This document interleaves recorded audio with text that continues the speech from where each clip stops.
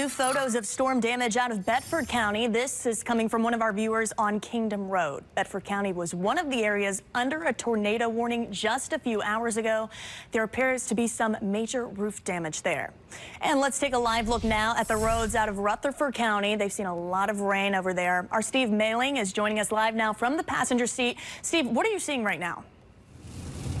Yeah, well, Courtney, right now we're actually coming back into the Nashville metro area on I-40. We were out towards Lebanon, but we were in Rutherford County a little bit earlier, about an hour ago.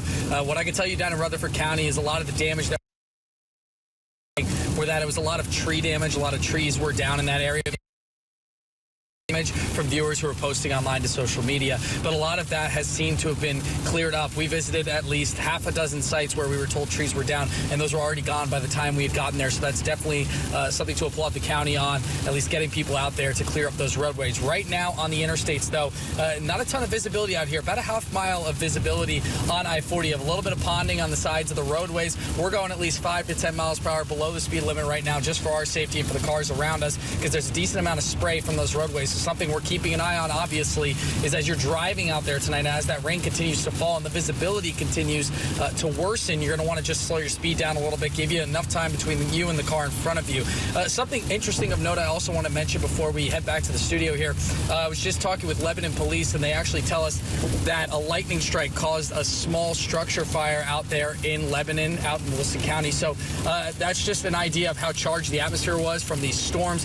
We saw a decent amount of lightning on our way down, but for tonight, as Melanie mentioned, the rain's going to be the big focus for us. We're going to be keeping an eye on the roadways out here, but just remember, just slow it down a little bit. If you don't have to be out on them, by all means, stay at home if you can, and we'll be keeping an eye out for you so you know what's happening here on the roadways. But for now, Courtney, I'll send it back to you.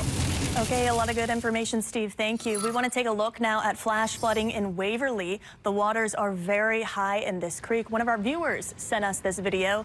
As you can see, that water didn't go over the bridge itself, but still, the water level there is much higher than what we're used to seeing.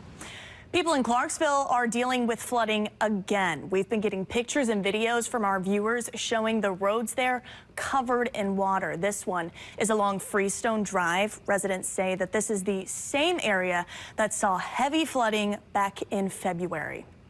Clarksville police say multiple roads are shut down because of the flooding.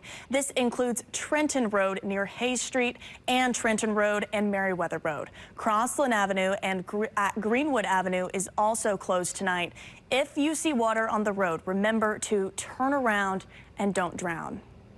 We know parts of Dickson County are also flooded. You're looking at a picture from Sam Hollow Road. The Dickson County Sheriff's Department says several trees are down, roads there are covered with water, and deputies have been responding to multiple crashes. Authorities are asking people to slow down and avoid crossing roads if you cannot see the roadway.